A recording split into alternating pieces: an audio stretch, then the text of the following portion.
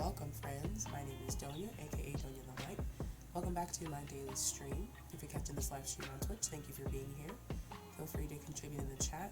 This and all other streams are going to be here for everyone in the community. So yeah, let's have a conversation. If you're catching this replay on YouTube, thanks for watching. I'm glad that you found my channel. I stream every single day and discuss mental health topics and struggles. If there's anything that you'd like me to discuss or something you want to learn more about, feel free to drop a comment. Please subscribe to my YouTube channel and give me a thumbs up like. Also, if this is your first time here, all of these conversations are essentially going to play like podcasts, so don't feel compelled to watch the video. Just put me on in the background and listen in. Alright, also, I have merch. So here is the merch that I currently have available. My Etsy shop is also called Doña the Light. Doña the Light. Here are the 8 items that I currently have available. These items will only be available until January 31st, and then new items will be dropped. Excuse me really quick while I blow my nose.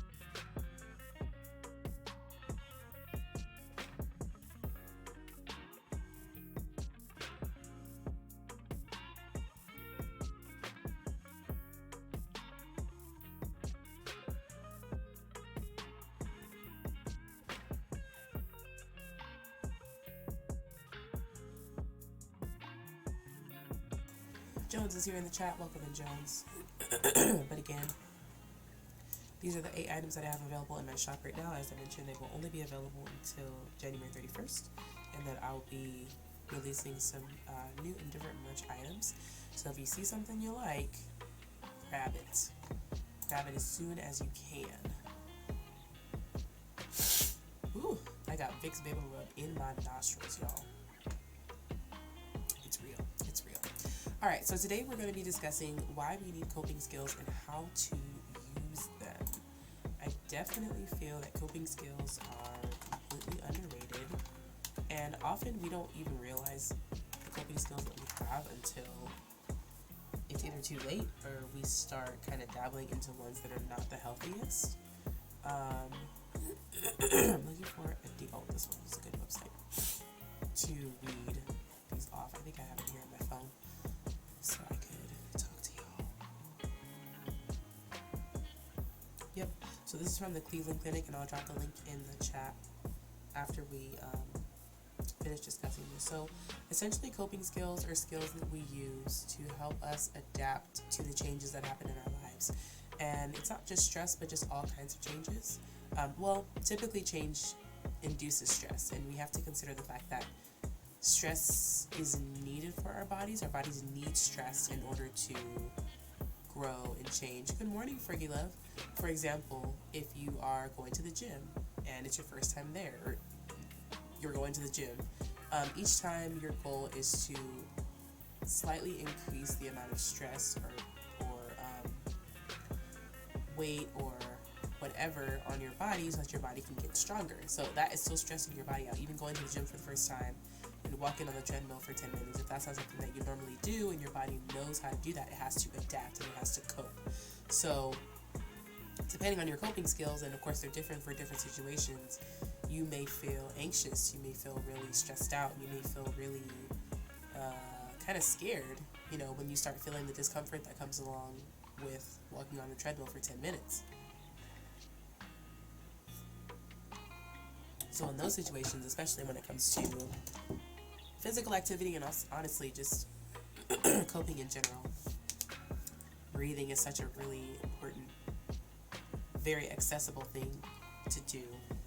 So typically, when I have restarted my gym journeys, that's been my focus, is whatever I'm doing to just focus as much as I possibly can on my breathing. Breathing in and out solely through my nose to help make sure that I am intaking oxygen adequately. So I said all that to say that stress isn't a bad word. Our bodies need stress in order to deal with change, in order to grow, in order to improve, in order to do all of those things, our bodies need stress. But when our stress becomes too much, or our stress gets to the point where we don't know how to cope with it, or when, multiple things are happening at once, for example, you're moving, but also someone passes away, but also your dog gets sick. All of those things happening at once can be very, very overwhelming. And so it's really important that we have coping skills that we can access and get to very quickly. One of the most important things about coping skills, first and foremost, is of course to try a bunch of them and see what works for you and what feels the best, but to actively practice them. Because the more that you actively practice them, the more they become something like muscle memory, and they just come to you when you need it. I mean, think about it. Think about the way that you tie your shoes. You tie your shoes based on muscle memory. You don't actively think about how you tie your shoes every time you tie your shoes anymore, because you've been doing it for years and years and years, if you know how to tie your shoes. Or, when you're driving, or when you write your name on a piece of paper. You know what I mean? Like, these things are muscle memory because we've done them so often. So our goal with coping skills is, again, to find 1 or 2 or 7 or whatever that work for us, and then to actively use them as often as we can after we learn them, so that they are easier for us to access in those times of crisis. And there are going to be coping skills, or you may have different coping skills for different types of stress and adaptation. For example, your coping skills when you're doing physical activity might be very different from your coping skills when you're, having a panic attack, All right. Coping usually involves adjusting to or tolerating negative events or realities while you try to keep your positive self-image and emotional equilibrium. So, I don't know about negative events. Coping occurs in the context of life changes that are perceived to be stressful.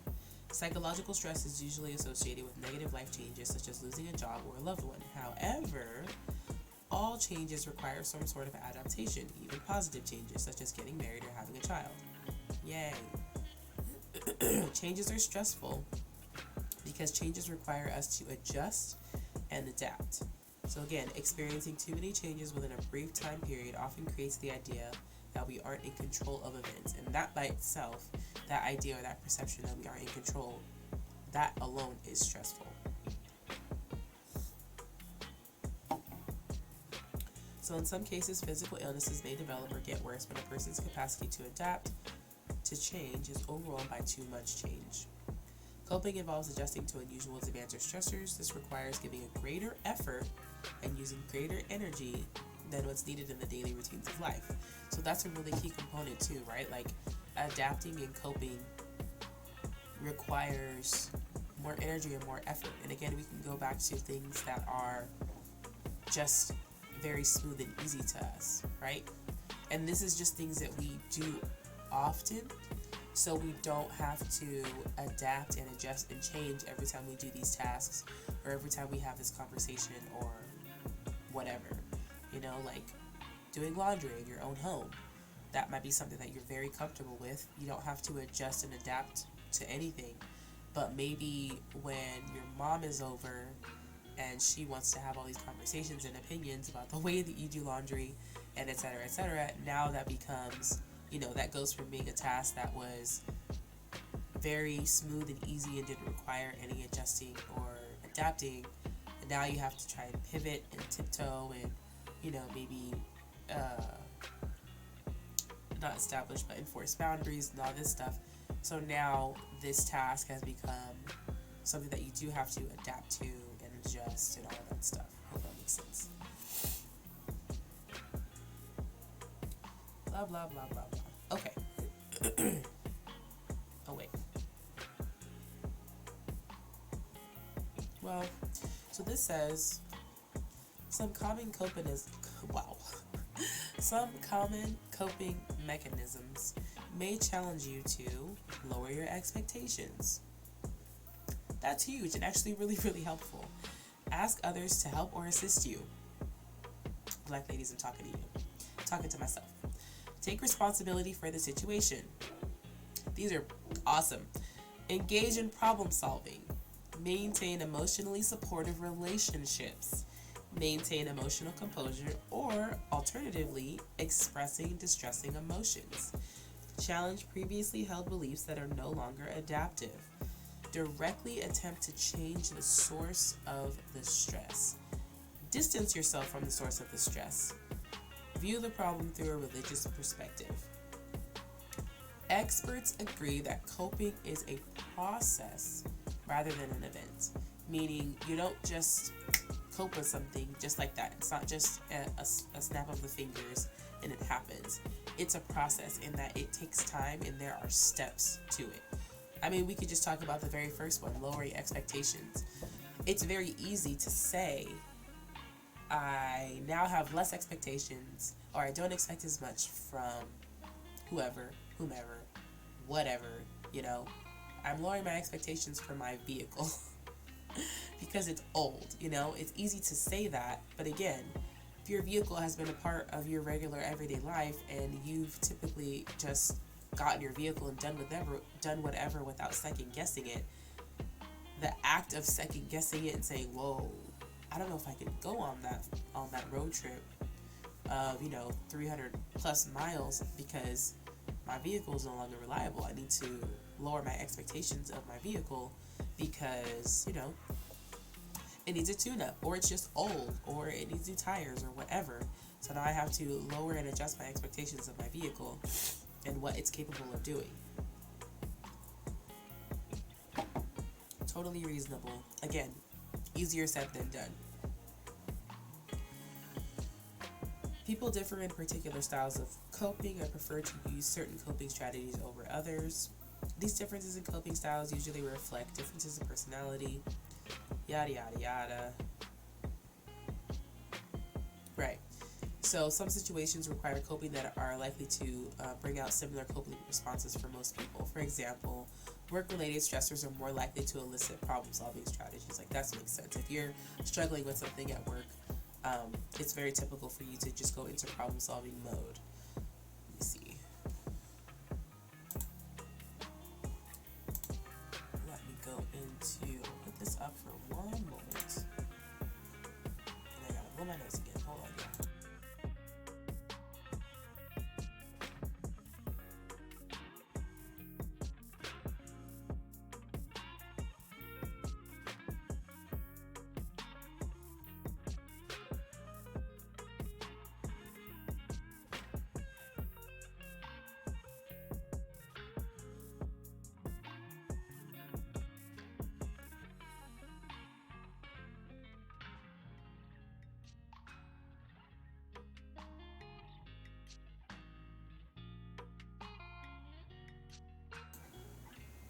Alright, I re-upped on my, what's it called? Vicks Vapor Rub. Alright.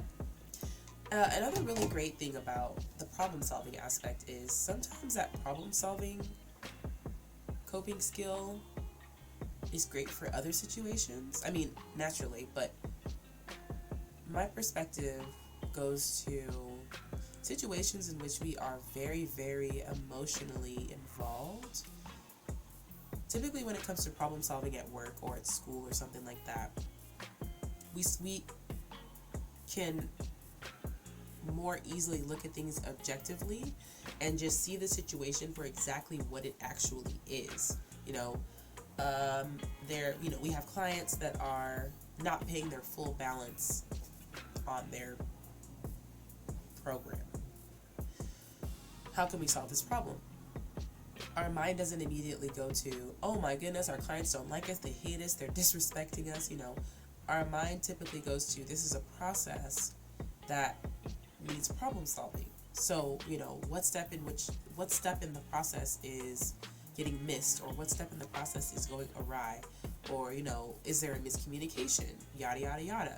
But again, we're able to look at the situation objectively instead of pulling our emotions into it, and that's not all situations. I mean, for me, a small business owner who's running my own business personally, there are going to be some emotions that are tied into it because I'm the only person who works here. I'm the only employee. I am, the manager. I am all the roles. I am HR, everything. So the company-client relationship is really just me and my clients.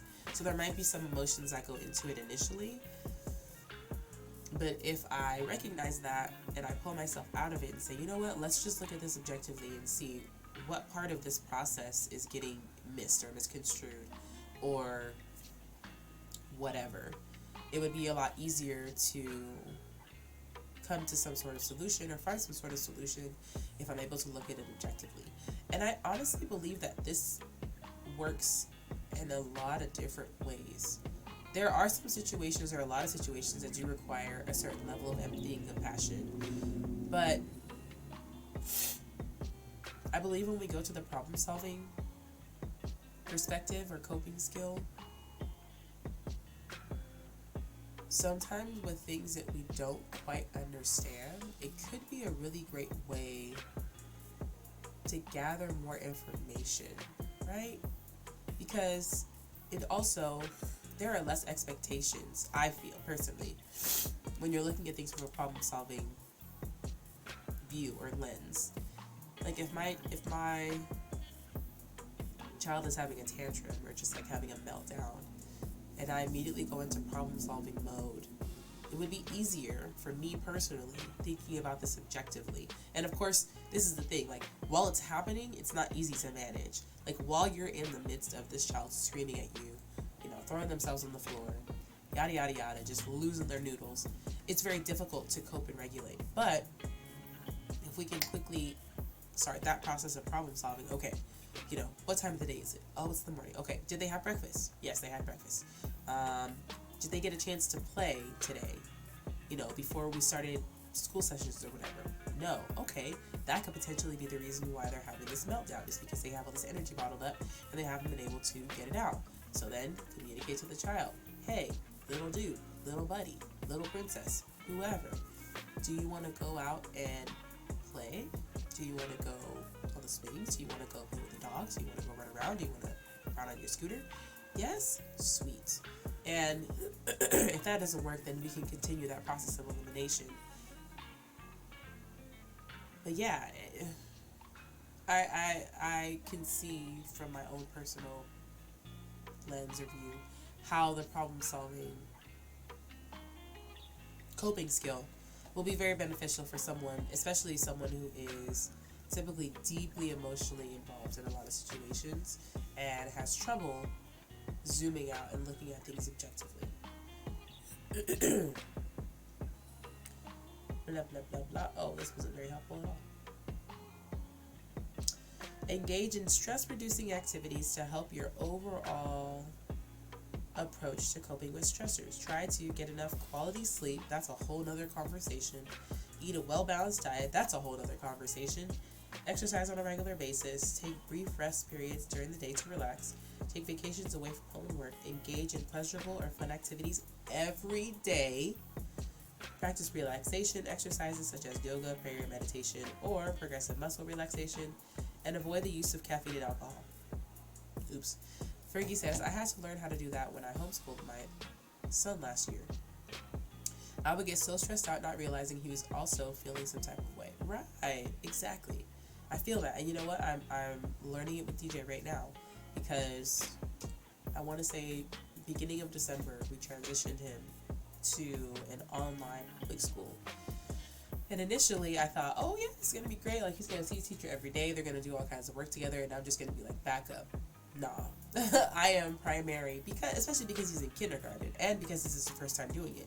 But I can already see the processes and the kind of schedule that we're establishing and how beneficial it'll be and how easy it'll be for him to continue this kind of cadence if we were to continue next year. But I had to recognize, my expectations were that we have these 6 lessons to do and we can just sit down and just knock them all out. We could just do it. We could just sit down and we could just get it done. That is not reality. And the easiest thing for me to do, honestly, was just to honor when he asked for a break, and to chunk out the classes or chunk out the lessons that we do in like bite-sized chunks. So we have to do 6 lessons every day.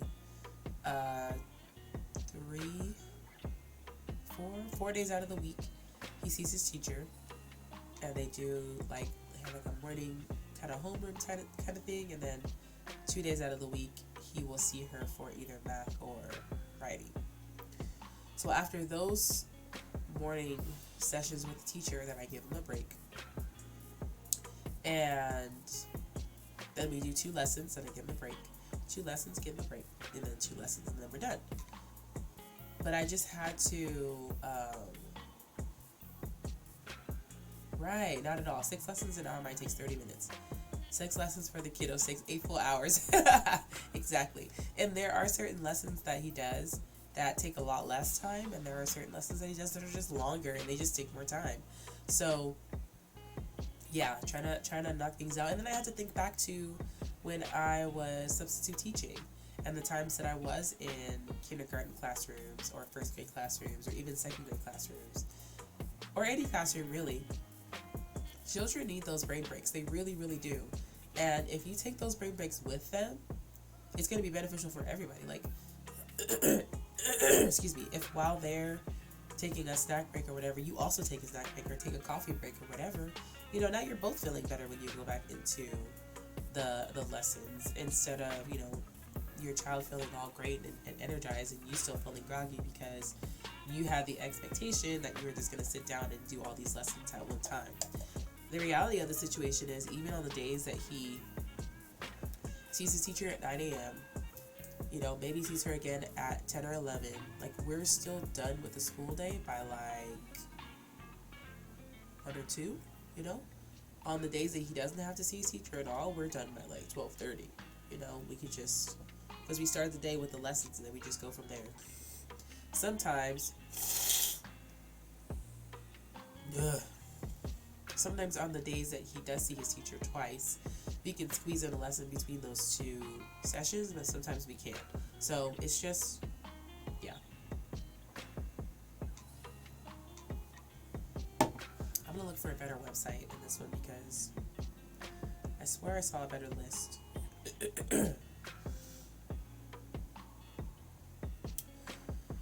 So 60. Don't nobody need 60 coping skills. Hey, Raylene, how you doing, beloved? 60 healthy coping strategies. Oh my goodness. Oh, Fergie. Fergie, for real? Fergie, why are you doing this to my dragon? Fergie, why? Oh, look at those lips. I can't deal. Her lips like that. Her lips look like hot dog buns. I'm done. And she got a crown for some reason. That don't even make no sense. Thank you, Fergie. It's those beady eyes for me. Like, I can't deal with the beady eyes. I feel like Jones's dragon has so much more,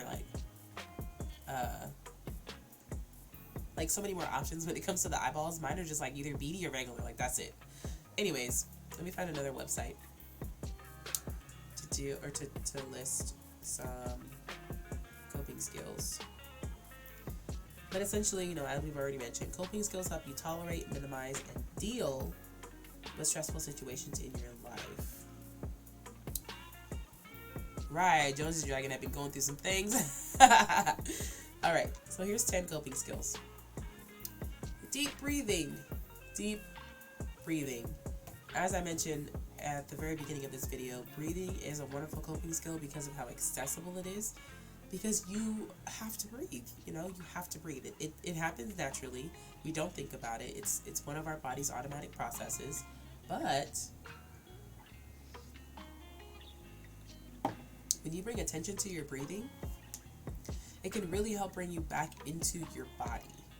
Sometimes we feel like we're having like out-of-body experiences because we are experiencing a high level of stress, a high level of anxiety, a high level of uncertainty. So doing deep breathing or practicing breathing exercises can help you come back into your body. One that's a favorite of mine, well, I have 2. One that's a favorite of mine is, I think it's called box breathing, where you inhale for a count of 4, hold that for a count of 4, exhale for a count of 4, and hold that for a count of 4, and then you just continue to alternate. Another really great one that I really enjoy is I'm not even really sure what to call it. It's basically just like vocalizing your exhales. There's something about vocalizing your exhales that feels wonderful. We have to recognize that our voice vibrates, right? Like that's the reason why we can hear each other speaking, is because all sound vibrates. And when we vocalize our exhales and we sort of sit with that vibration, it is very calming. Like y'all saw my eyes were back in my head. It's very, very calming. And I mean, you don't even have to say a word. Some people do the om. Some people just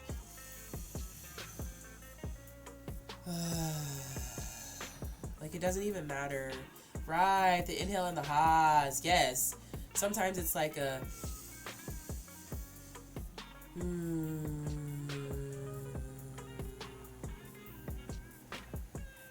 whatever it is that works for you, whatever you feel comfortable doing.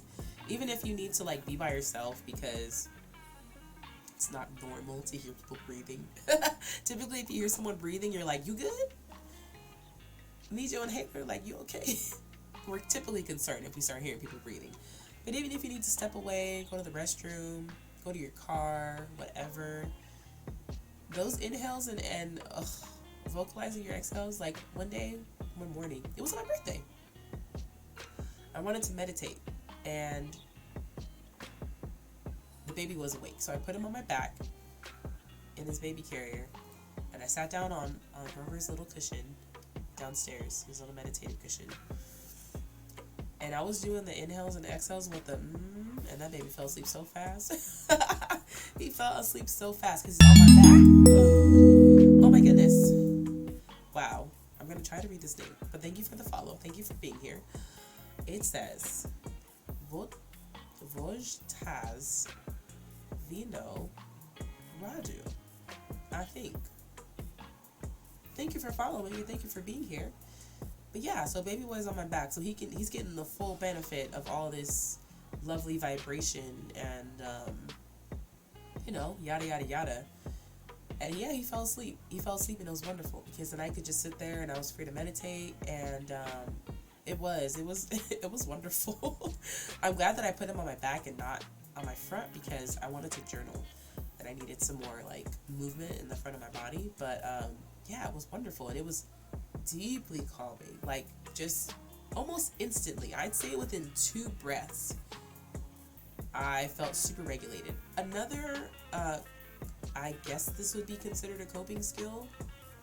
Can I ask you, do you know Czech? I do not know Czech, but thanks for asking. I know a little bit of Spanish, I know a little bit of French, and that's about it.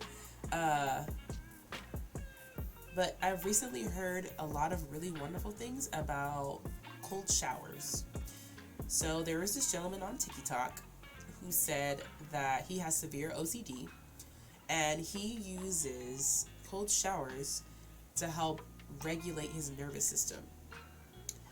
I'm sad because in Twitch only 3 people know what is my country. What do you mean, love? Oh, you mean like the country itself? I know the country, I just don't know the language. I'm sorry, that was unclear. Yeah, I know the country of Czechoslovakia. I just don't know the language. I don't know how to speak the language.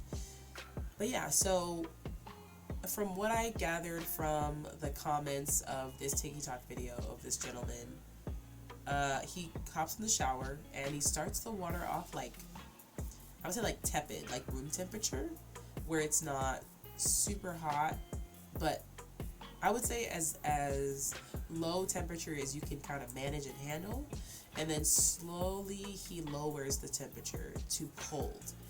And he said that it's phenomenal at regulating his nervous system. I've never tried it. However, I do also know about the extreme benefits of like ice baths and submerging yourself in ice water, which is why it's so funny to me that people still believe that going out in the cold is what makes you sick. It's so interesting. Like, that's not what makes you sick. I feel like we should talk about that, but I gotta look it up more. But that's not what makes you sick. Try using the check tag on Twitch, and if you find people, oh yeah, that's a good idea. Thank you, really. That's a really, really good idea. But yeah, going out into the cold, being in the cold is not what makes you sick. Yeah, it's such a weird misconception, and it's very, very cultural, right? Like, my mom says it all the time, as far as, like, anytime the baby comes down with something, or anytime I come down with something, she's like, oh, you must have caught a draft, or, you know, the weather is changing, and you are getting sick, or, you know, it is that time of year, whatever. Good morning, Shaka baby, how are you, my love? Welcome in. But yeah, it's an interesting misconception. So yeah, cold, submerging yourself in cold, ice. I mean, I know from an athletic perspective, it's really great for recovery. I have heard recently, however, that like the rest, what is it? Rest, ice, compression, and what is it? Rest, ice, compression, and elevation. Really? Okay. Fergie says, elevation. Thank you, Shaka. I was like, what's the E stand for? Fergie says, cold showers are the best. I used to hate it, but one day when I had an anxiety attack, I got in the shower and the water ended up being cold, so I was forced to take a cold shower and it helped me calm my anxiety. See? And again, these are things that are like mechanisms that we can use, of course, like when we're at home. But that's wonderful to know. I didn't know that I knew someone who, you know, utilized this technique. That's really, really beautiful to know. Because again, anxiety is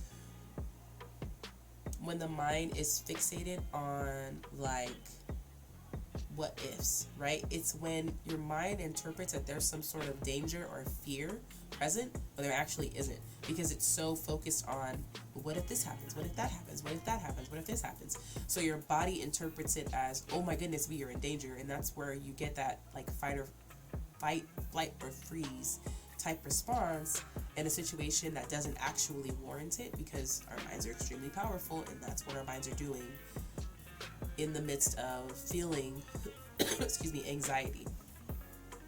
So that is really, really beautiful to know. Thank you so much for sharing that, Fergie, because I appreciate you. Anywho, really quickly, when it comes to rice pertains to, it's essentially like mobilizing a joint after you've sprained it. Like, let's say I'm playing basketball and I roll my ankle. Typically, everyone goes to rice. Rest, ice, compression, and elevation. And that's how I'm supposed to heal my sprained ankle. But recent studies have shown that Divine, hi Grandma, hi Divine, how are you, boo boo? I saw you streaming last night and I meant to pop in, but I didn't. I'm sorry, but I hope you had a good stream. If you have a sprained ankle, sprained wrist, whatever, the best thing for you to do, even if it's uncomfortable, is to bring some movement back into that joint, because it's going to help increase blood flow. And blood flow is what's going to help. I don't know what's up with my wrist right now. Blood flow is what's going to help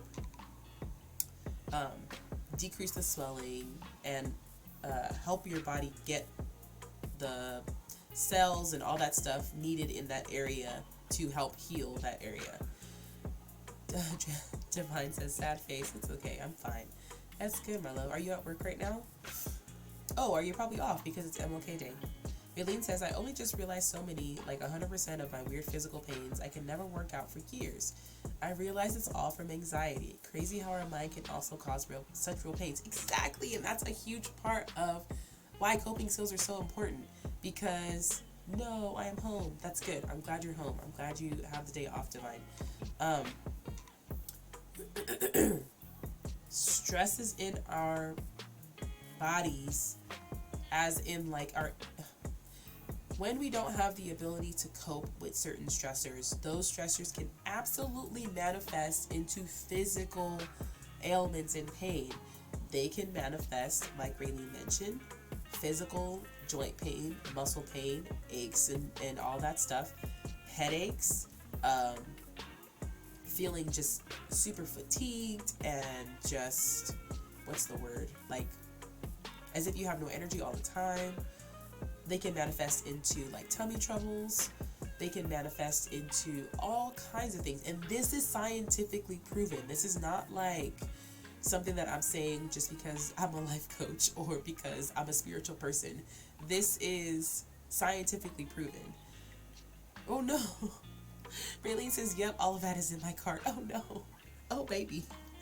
All of these things happen, and in addition to it manifesting, these things can get worse if we don't learn how to cope and manage the stressors that are in our life. And again, it's all about managing the stress. It's not about, well, it can also be about decreasing depending on where it comes from. You know, like if someone in your life is a constant stressor, then a boundary is going to help you manage that stress, but it's also going to decrease the stress that you're experiencing because you put up that boundary. But like I, keep going back to physical activity or exercise or whatever, it's the same with, having conversations about your emotional well-being. We have to build up a tolerance, and we have to build up this certain level of, I don't know how to explain it. Essentially, whenever we do anything that requires, that's different. Anytime that we experience any kind of change, we have to adjust, right? And in that adjustment comes the stress.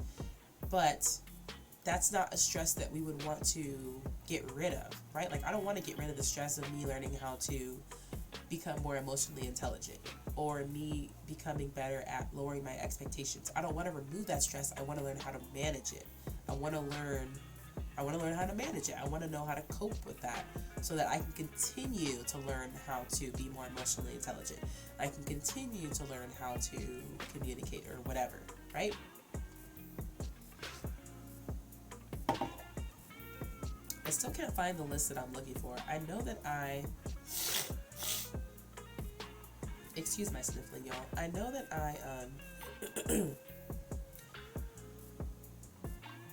I came across a website when I was looking this up this morning earlier when I first woke up that had a little bit more information that I wanted to share with y'all. But so we talked about deep breathing. The next is writing. Writing can be an effective means of working through stress. It can provide a means of expression through troubling thoughts. And this is something that I am also a huge proponent of. If you are someone who doesn't like to write per se, feel free to do voice messages. I mean, like voice to text, if you want to be able to read it later, but you just don't have the, wherewithal to sit down and type it all out, then absolutely you can, do voice to text, or you can just do voice messages, period. I feel like voice to text is a lot more accessible. The biggest thing about voice to text is you kind of have to be very intentional with the way that you speak, which can sometimes be kind of exhausting, because sometimes with voice to text, it doesn't grab the words exactly as you say them, Like if I say wherewithal, it might not catch that and put that that's what I said. Verlaine says, what are your favorite coping mechanisms or most successful from experience with clients, family, or friends? My favorite coping mechanisms would definitely be deep breathing. Deep breathing and going outside, regardless of what the weather is like. Those are my personal two favorites. And sometimes for me, the going outside is just going in the garage, because it feels enough like outside, without going out in the rain or something like that.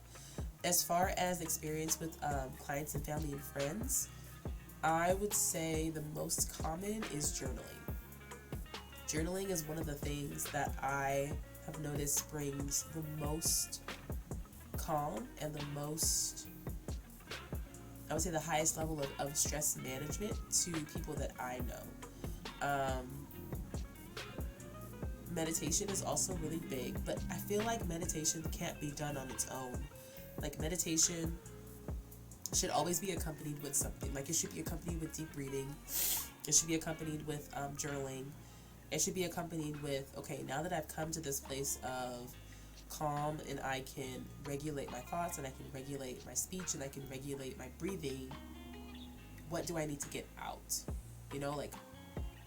Because now that you're aware of what you're feeling, how do you move that energy around? Right. Raylene says, yeah, meditation is like a two-wheeled car. Yeah, where'd that analogy come from? You mean a motorcycle, Raylene?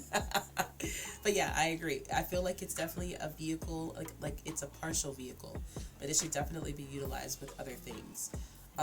However, meditation isn't immediately accessible. What's immediately accessible is deep breathing and journaling. Those are immediately accessible for anybody. But just take into consideration, the wonderful part about both those practices and exercises is that they can look very different for a lot of different people. For some people, literally just feeling their heartbeat as they breathe or feeling their breath is enough of a way to come back into their body and to ground themselves and become present. For other people, they require something like box breathing, or they require something like what I like to do, which is, vocalizing your exhales. For other people, journaling has to be physically done with like pen and paper. For some people, the voice to text works. For some people, the voice notes work. For other people, blogging is the thing, right? Like full blown, right? And blogging essentially is just journaling, just made available to the public.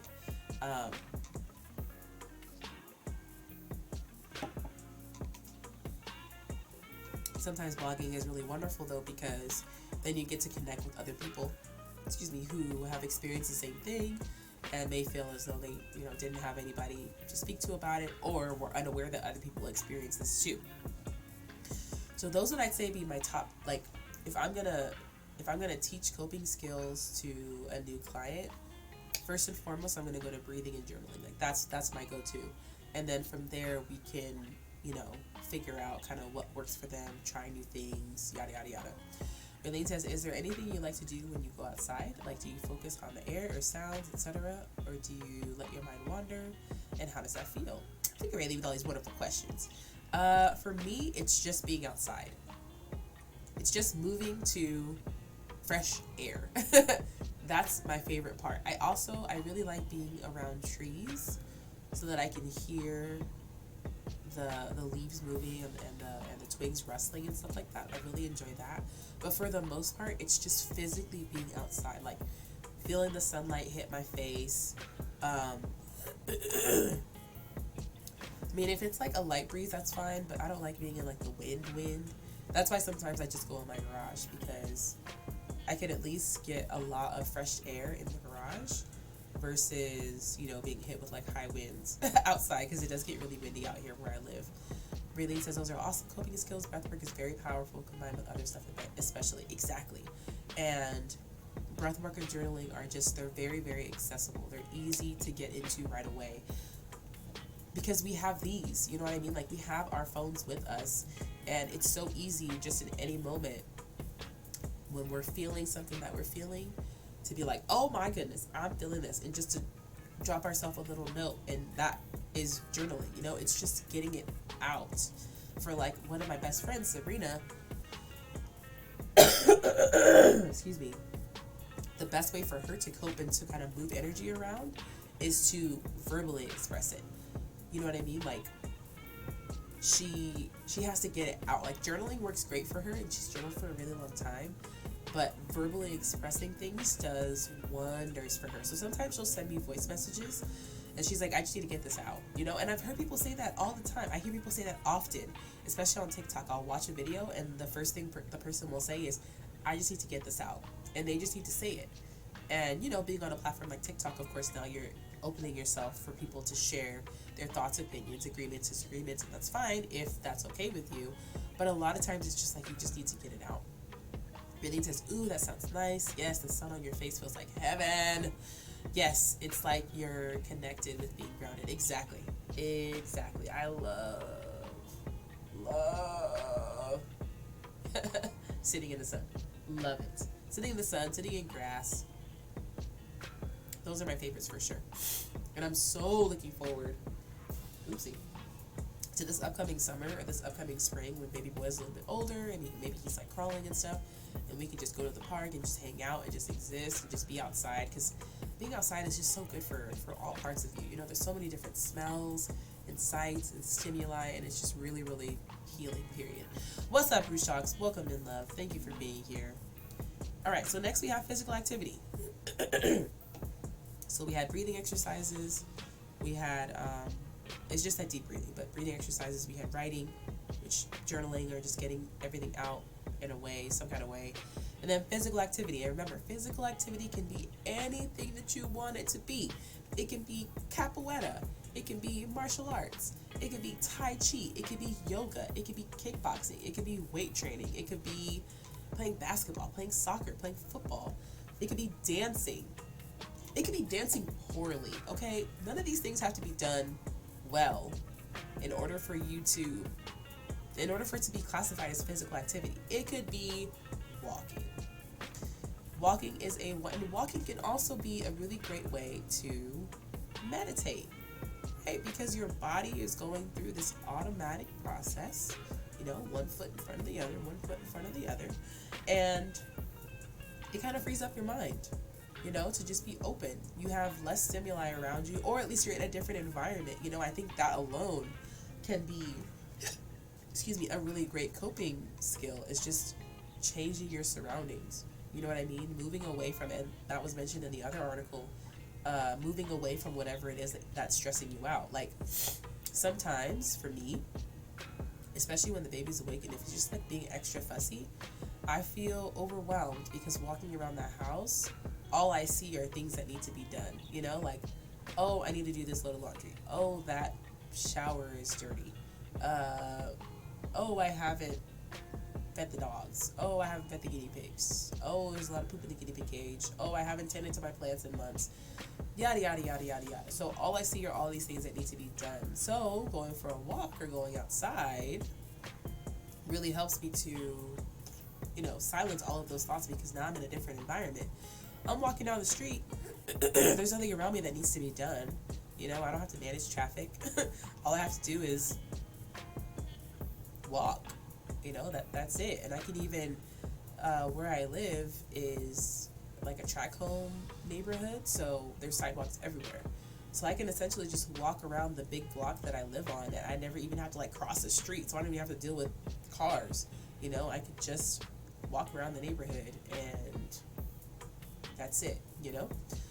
So yeah, changing environments. Physical activity. Exactly. It doesn't have to be much.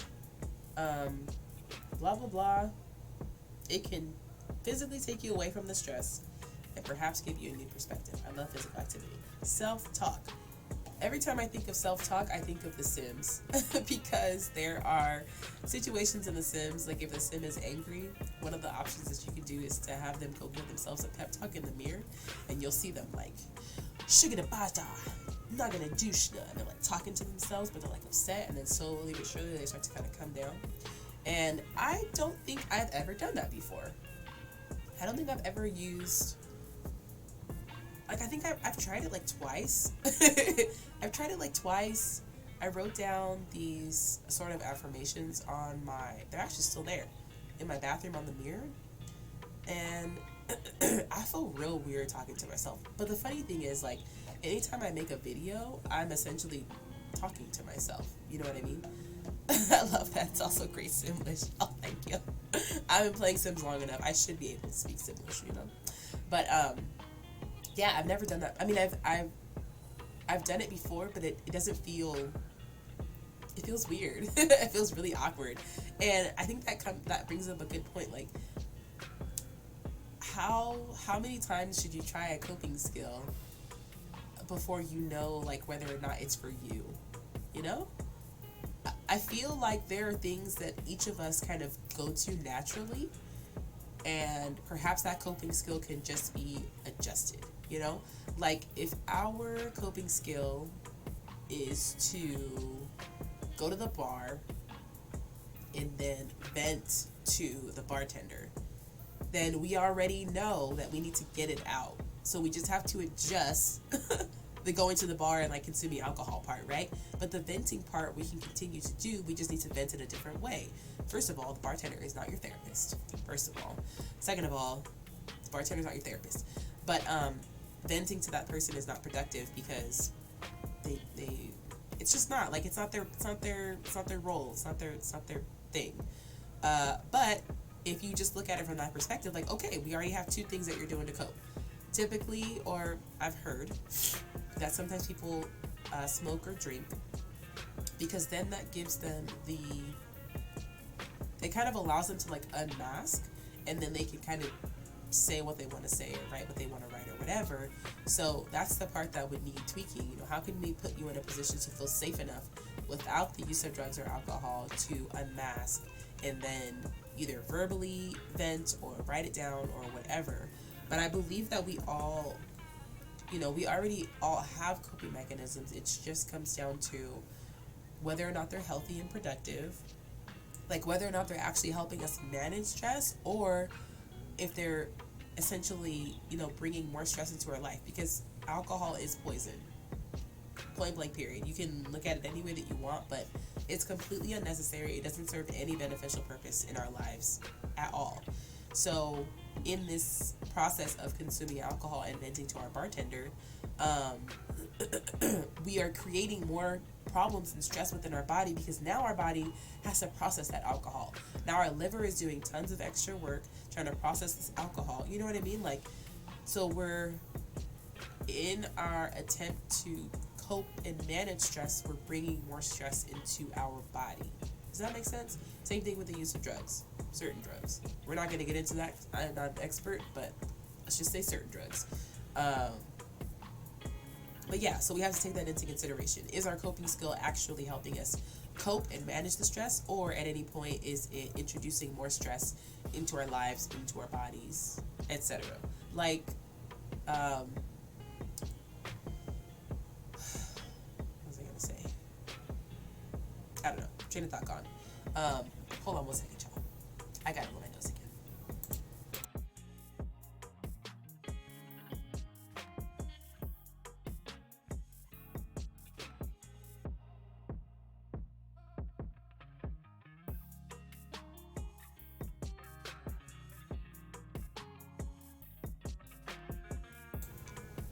My poor nose is getting so red. I look like a who. Anyways. Alright, so let's see. We got self-talk, but again, try self-talk. The conversation that you want to have with somebody else, have it with yourself. Record yourself talking to yourself, and if you want it to look like you're talking to yourself, you have to look at the camera. Okay, you can't just look at your face on the screen. You gotta look at the camera, and then that looks like you're speaking to you. That's why I look at the camera. Right? It looks like I'm talking directly to you because I'm looking at the camera. Blah, blah, blah, blah. Yeah. So you got to do that if that's something that works for you. But try it. I mean, the worst thing that could happen is you don't like it and it feels weird. There you go. Art. Art is another really great way to express yourself. And the wonderful thing about art is it can portray any kind of emotion. This could be based on the colors. It can be based on the way that you do the art. It can be based on like the medium that you're using. It can be based on everything. So Raylene says the reason people always give for using alcohol to loosen up is to loosen up. That everyone else is drinking or that they are boring without it. It always feels so weird when people say that because they can't see the problem that they're using alcohol to fix. Absolutely. AKA bad coping mechanism. I feel that. And it's true. And like you said, it's really interesting that they can't look at that situation objectively and realize that you need to find a healthier way to loosen up. If that's what it is that you're seeking with the alcohol, like what's a healthier way to get to that point? You know what I mean? Oftentimes people don't want to, well, not often, but sometimes people don't want to have that conversation because they think, well, if it ain't broke, why am I fixing it? But it's like, it is broken. Like, this coping mechanism is broken. That's why we need to fix it, because it's not healthy and it's not serving you. Know what I mean? Okay. I mean, art, yeah. Art. It can be whatever you want. Whatever you want. Whatever you want. It could be throwing paint at a wall. You know what I mean? Like, it could be mixing red with a bunch of other colors and just putting that all over whatever. It doesn't matter. It could be digital art. It could be drawing on the sidewalk with chalk. I was like, chalk what? Just chalk. Drawing on the sidewalk with chalk. It could be anything. Art. Just some sort of way to get what you're feeling and what you're processing out onto paper in some sort of medium in some sort of something. Sculpting, I don't really know anything about sculpting, but I know that you're using your hands and, you know, you're doing the thing as you do the thing. So if that's accessible to you, it's not where I live. I would have to like travel to go do that. So find something that's accessible to you. Raylene says exactly, and it's okay to have that concern, but in the UK, I've heard that over and over as the reason, and it makes me a bit sad sometimes. I feel that. I feel the sadness because it just makes it so much more apparent that people don't realize that there are other avenues that they could take in order to get to this feeling that they want to feel, you know, into this this looseness. That's how they describe it, like Raylene said. Meditation.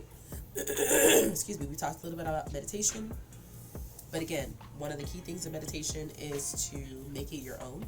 It could be that you are dancing, and in dancing, that becomes your meditation. In weightlifting, that becomes your meditation. In walking, in riding your bike, in taking a drive, you know, that could be your meditation. If you got buku gas, like, why not take a drive? Puzzles. I hadn't considered puzzles, but that's actually a really, really good idea. Puzzles. Work a puzzle. Word, number, and logic puzzles can be a great way to refocus from stress. That's a really good idea. Music. Music. We cannot talk about coping mechanisms and not talk about the power of music. I mean, sitting in your car, listening to your favorite song. For me, the first one that comes to mind is Misery Business by Paramore. I started listening to that song when it first came out. I was like, I don't know, 13 years old, and I was living, of course, with my mom, and my room was right next to hers, and I was listening to it, like, how was I listening to it? Because I didn't have the CD. I don't know. Maybe I was, like, playing it on my TV, and then, I don't know, honestly. I'm trying to think about it.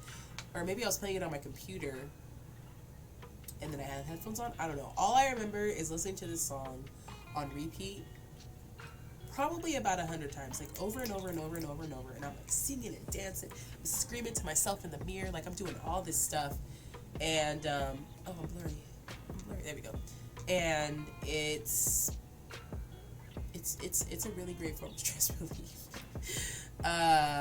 Just singing along, especially like ballads where you're like singing your heart out, or like a screamo song, or something like heavy bass or instruments or whatever, the things that does to your body. I mean, again, that vibration, it's so healing. And remember, everybody can sing.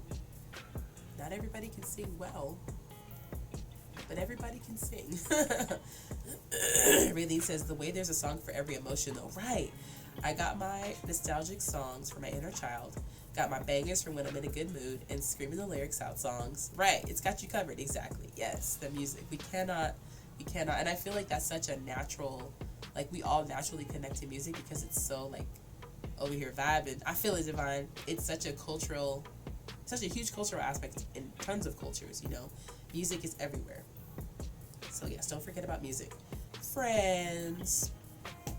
How many of us have them? Friends. Ones we can depend on. Friends are great, but do not, thank you Fergie for feeding Symphony, do not pour too much into your friends. And I say that to say, like, don't make your friends your therapists. Don't make your friends your life coaches. You can just work with me. If you need a life coach, I got you. However, social interaction can be a really great stress reliever.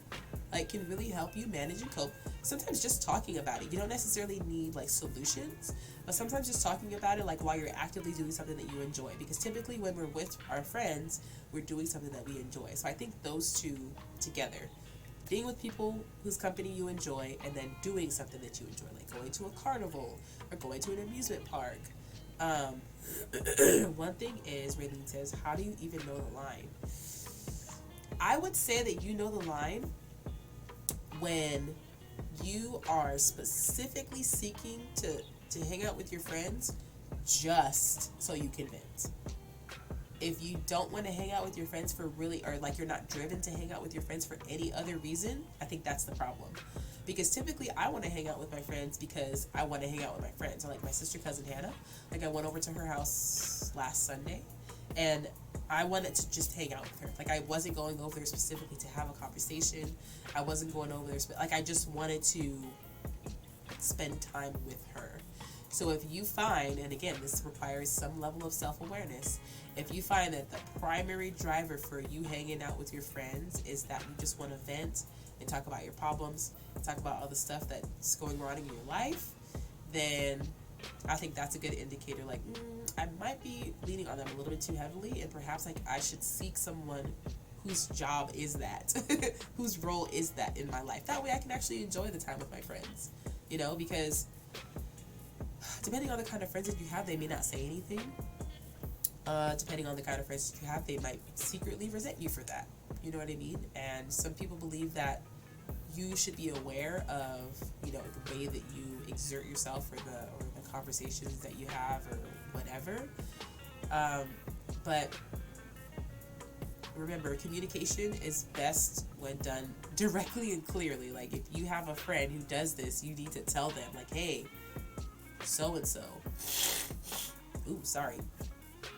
Every time we hang out, you know, you're constantly sharing or venting to us, and it's kind of exhausting, you know. Here we are at the movie theater trying to hang out and enjoy this comedy, and you're whispering to us during the movie, and we don't like it, you know what I mean? So, yeah. Oopsie. Okay. Pets. Oh, pets are amazing. Yeah, pets and animals are incredibly healing, and oftentimes it's easier for us to connect and have compassion with pets and animals than we do with other humans. Now, another aspect to this is, especially if you have dogs, I'm not really sure if it's possible with cats, but if you find that you deeply enjoy spending time with your dog, train your dog. Take the time to hop on YouTube and learn how to train your dog, because the one thing you don't want to happen is for your calming, super wonderful pet to end up stressing you out because you're in a new environment or a new situation. For example, you're at home with your dog, everything is wonderful, you have very little expectations for your dog, you know, your dog does whatever, goes on the couch, whatever. And then you're thinking, oh my goodness, I really want to go for a walk today, let me take my dog. But you've never done this before. You've never trained your dog how to trust you. You've never trained your dog how to communicate with you.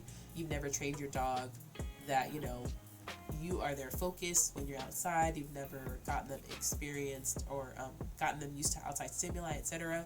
So now you have this wonderful animal, this wonderful pet, and now you're doing something that you've never done before, and it becomes a super stressful situation. Why? Because, I mean, their sense of smell is a billion times better than ours, so now they're smelling all these things, they're all over the place, they're acting really erratic, and now you're feeling bad about yourself, and now you kind of are even upset with your dog because you haven't prepared them for this situation. You expect them everything to just go great because everything should just go great, you know, and it doesn't, and that's upsetting to you, and it will be really unfortunate for you to believe that there's something wrong with your dog or wrong with your pet because you didn't take the time to train them. So, if you love your dog, if you have a dog, period, just train them. Train them. I can help with that. I've been pretty good. I've actually helped this random lady last weekend when I was hanging out with my cousin with her her super beautiful golden retriever. Big old doggy. He was the cutest dog in the world. He was all over the place because he was at a cafe and it was his first time there. And so I said, hey, Boo, like, you're doing a wonderful job. I was like, anytime he does something correct, pay him. And I think she had some treats and then she was giving him like little pieces of strawberry. I was like, perfect. Anytime he locks eyes with you and shows you that you're his focus, pay him. Pay him because you want to encourage his behavior, blah, blah, blah, blah. When it comes to dogs, you, win 10 out of 10 battles when you fight with honey and not vinegar. Yelling at your dog, berating your dog, that does not work. Giving your dog treats when your dog does something that you enjoy or that's good or they follow instructions, 10 out of 10. Always works. Always works. And honestly, you don't even have to use dog treats. You can use their dog food. You could totally just use their dog food. It's easy. Comes in little, I was going to say pebbles, kibbles. You can pop it in your pocket at any time. Exactly! Raylene says they're just like us. They need praise and clear instructions. I mean, come on. How much more likely are you to do something if every time you do it, someone praises you? Every time you take out the trash or every time you put like a recycle in the recycle bin, someone's like, whoa, good job. Oh my goodness, you're the GOAT. You're the best. And you're like, I'm doing that every day. Because if this is the reaction that I get, I'm doing this every day. Right? I'm doing this every day. And I don't know why people, well, it's cultural. It's, yeah. People believe that they could just adopt a dog or get a dog and the dog is just going to know what to do. Like, no, it's not. Also, common sense for us is not common sense for dogs. Duh. Right. Arlene says I would get the trash 5 times a day. Exactly. Because we like that. Like, everyone likes to be praised. Anywho, I don't know how we got on dog training. But, yeah. When it comes to your pets. If you love your pet. Again, I've only ever had dogs. We have guinea pigs, but we don't really train them to do anything. They're just kind of... they just kind of exist. I should totally get my guinea pigs for y'all. Y'all want to see my guinea pigs? Somebody tell me really quick if you want to see my guinea pigs, and I'll go grab one of them. Raylene says also, but plushies. There's a reason kids have them as comfort toys because it's their best friend. That's true. You want to see my guinea pigs? Yes, I do. Okay, hold on. Let me move fast. Don't go nowhere.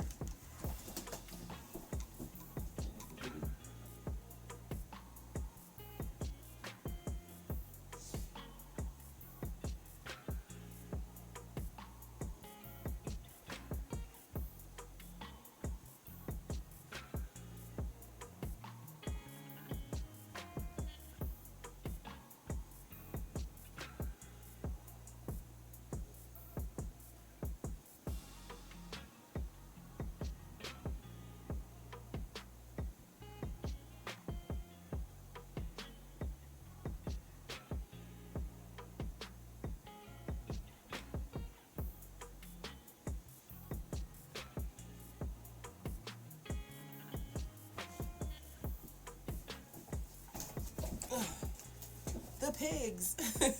Okay, I just got one of them. Their names are Casey and JoJo. I didn't even know she had guinea pigs. Speaking of dogs, my dog just turned 10. Aw, did you just poop on me? All right, so this is JoJo. She is a guinea pig. I don't know how old she is. We've had her for a while now, but she's a super sweetheart. Look at her. She's so cute. If I put her on my shoulder, or if I put her on me, she's gonna go on my hood. That's just oh yeah, happy dog birthday. Whoa. She's going in my hood. I'm in love. For anyone who's interested in getting guinea pigs, oh baby girl, I think I'm gonna put her in my pocket. She just wants to like snuggle up and burrow. But yeah, happy doggy birthday. There we go. That way y'all can see her. Guinea pigs are wonderful. She's a super sweetheart. But guinea pigs are prey animals, which means they stress very, very easily. So if you're interested in getting a guinea pig and you have children, you really have to make sure that you are very intentional. Oh, can y'all hear her? She's doing a little guinea pig purr. Make sure you're very intentional with the way that your children interact with your guinea pigs, because again, they spook very easily because they're prey animals. So like for a while, DJ would like jump scare them all the time, and I had to make sure that he didn't do that because they kind of already live on the edge because they believe that everything that's bigger than them, can potentially eat them, and they believe that they're going to. So they react as such, right? So just keep that in mind. You know, it's very easy for them to like have heart attacks and die because of that. But also, if you have guinea pigs or if you're interested in a guinea pig and you have a lot of plants, their poop makes great fertilizer. All they eat is hay, and you can give them things like green bell peppers as a source of vitamin C. But yeah. Raylene says, yep, my brother had, I don't remember what it's called, but it's like a guinea pig, but a cousin. And it's the same with being stressed. Was it a, what's it called? Was it a chinchilla maybe? Or a hamster? Look at that little hand. It's so cute. I haven't, like, hung out with her in a while. Merkless, stopping through to show some love. Thank you. This is JoJo. One of my guinea pigs. She hanging out. Oh, yeah, hamster. It's all good, Raylene. Okay, totally off topic. Okay. Oh, that's it. All right, let me link this in the chat. These are the 10 coping skills that we have discussed. And, no, it's a guinea pig. She's a guinea pig. She's a guinea pig. All right, so this is the article that we were reading. It's okay. Words are escaping me. Words are hard, okay? And I honestly would let her go on my hood, but my hood is giant. I'm kind of surprised. Oh, she totally has a little poop locked and loaded in her little poop chamber. You got a poop in the poop chamber? You got a poop in the poop chamber? You can let it out. It's okay.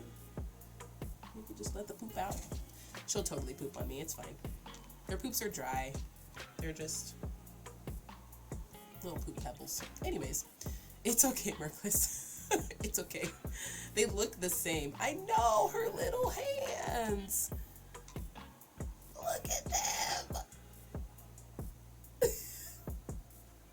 She's the cutest thing in the world. Look at her. Okay. She got one chamber. She does. I'm not going to show y'all her little poop in the poop chamber, but no, you can't go in my hood. Okay. We are pretty much done with this conversation for the day, y'all. Oh.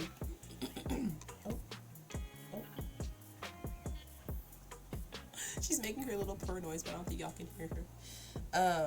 But yeah, thank you all so much for being here. We talked about a lot of wonderful things. I appreciate everyone who contributed in the chat. The little Streamlabs thing popped up just now for those of you that want to catch me off stream. My TikTok is linked there, my YouTube channel, and my Instagram. You can follow me on all of those. Subscribe to my YouTube channel. If you're interested in supporting me in other ways, you can shop in my shop. I know, right? JoJo part of every stream now, please. I got you. I'll go back and forth between JoJo and Casey. But I'm down. I'm down to have her here in the stream. I'm waiting for her little poop to fall out. Anyways. www.grandma@tiktok.com. That's not my TikTok. Everything that you can find me on is under Doña the Light. Sometimes there's underscores, sometimes there isn't, but Divine is nuts. Thanks, Grandpa. For those of you that are catching this replay on YouTube, thank you for watching. I appreciate you for sticking by even through all the tangents that we went on. But again, if y'all want to support me in other ways, shop at my shop. Shop at my shop. Look, one more time. Here's my Etsy shop. These are the 8 items that I have available right now. Okay, they're only going to be available until January 31st. Of course, Raylene, it's my pleasure. I'm glad that this topic idea randomly came to me this morning. Can y'all hear her little squeaks? I don't think you can hear them. You can't climb, baby, because you're going to go in my hood, and then my hood is like really big, and I won't be able to find you. Anyways, shop at my shop. Divine, buy something. Fergie, buy something. Bruce Shots, buy something. Everybody buy something. I appreciate you. What's that link again? It's right here, boo. Oopsie.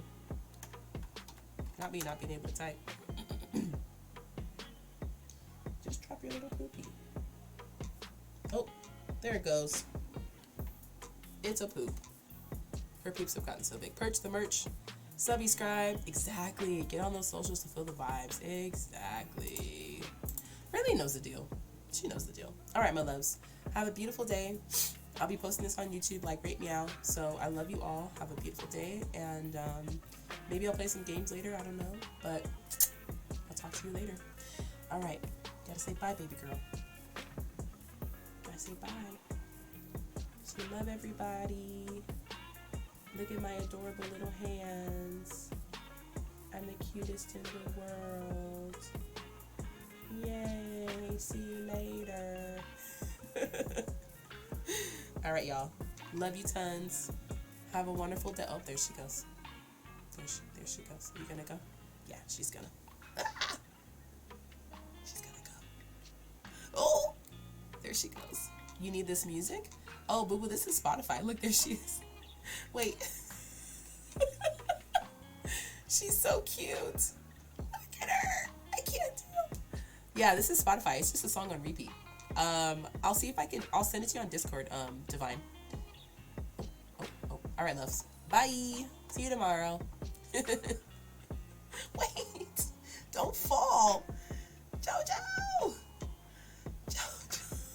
I don't know where she is. I'm just going to hold my hood. She's going to end up in my sweatshirt. All right.